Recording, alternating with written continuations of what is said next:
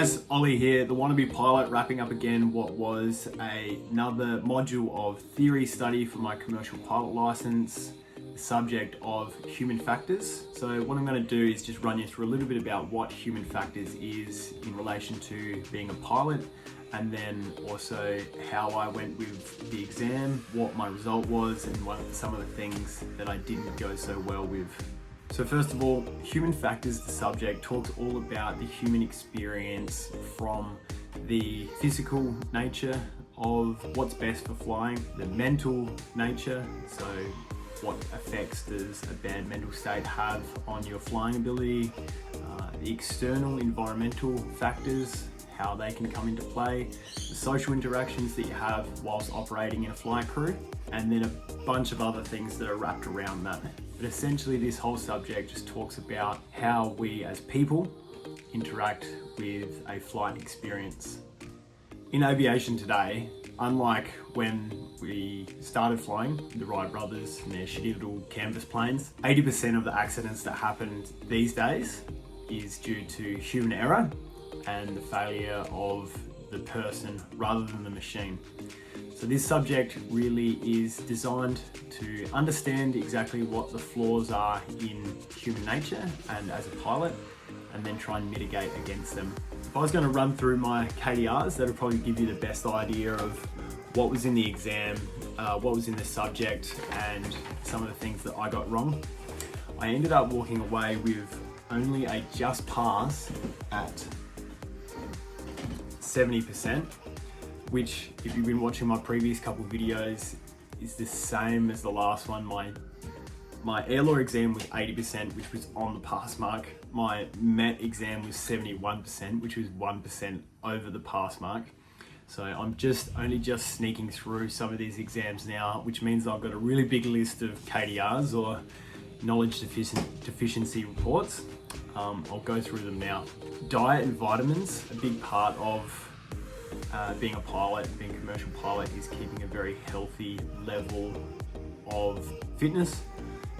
This KDR, I think, refers to understanding what we need to do if we are supplementing with diet and using vitamins to be able to keep our body in a good state. The anatomy of the eye.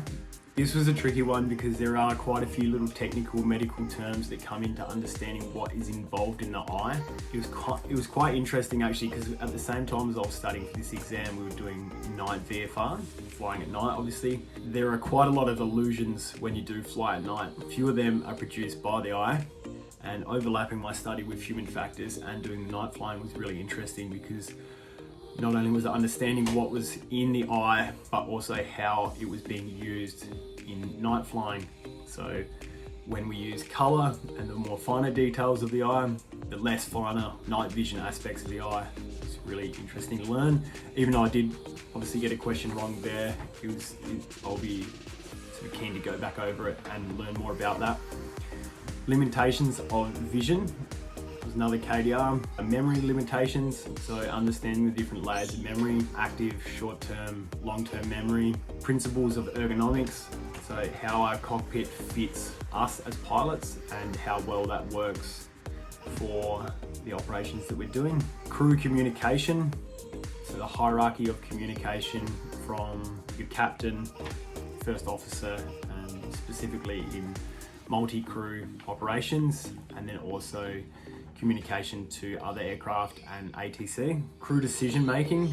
So this one was a good one as well to dive into, because we've all worked in workplaces where we have a boss and they says what needs to be done, say what needs to be done, that gets done, no one asks any questions.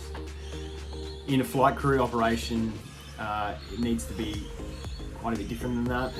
The most logical and best decision needs to be made every time, and there needs to be a situation where that can actually come true. So now I've got 5 threat and error management KDRs. So if you are going to study for your human factors exam, you'll probably find that a lot of it is to do with the threat and error management. I actually rang up CASA the week before or 2 weeks before the exam just to talk a little bit about these videos that I've been doing dissecting my results from exams. The person from CASA actually recommended that I do a lot of research into threat and error management and understand that as well as possible. So I did.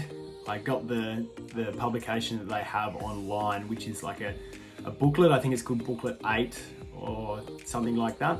Threat and error management. You can just Google threat and error management CASA. And I went through it, but obviously I didn't retain as much information as what I needed to be able to nail this exam. So essentially, in broad strokes, threat and error management provides a way for pilots to put in place countermeasures for potential threats and then actively manage the errors that have occurred. And there's a few different layers of how we do that. The specific KDRs that I got: use of checklists and standard operating procedures, managing threats, errors, threats, undesired aircraft states, identifying threats and errors, and the principles of threat and error management.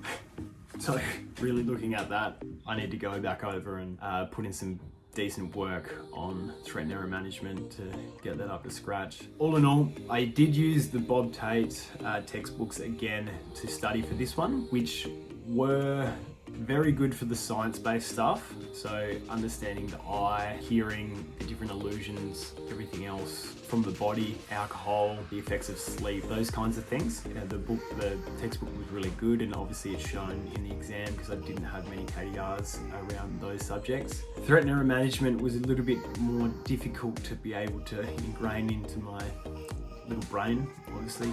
So I would recommend, using the textbooks, and then also going through this threat and error management booklet, which I will link in the little show notes down the bottom. You can check it out and hopefully you have some success with it. Anyway, thanks for tuning in. We've got 2 more exams out of the 7 left, which will be aerodynamics, HEK. Looking forward to studying up on them as we speak and getting them out of the way in the next sort of 4 to 6 weeks. Cheers. Best of luck with your Human Factors exam if you're going into it, and safe flying.